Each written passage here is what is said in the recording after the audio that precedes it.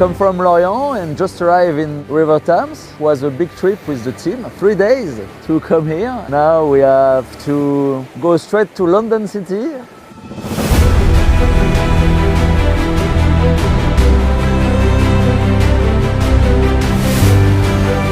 It will be a big pleasure for us to show the boat and meet all the Fortinet partners.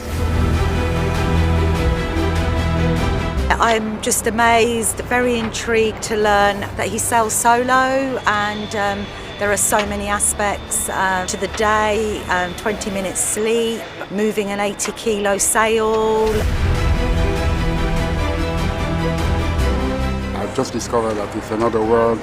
You need to be fit, you need to be very well organized. It's very, very exciting just to see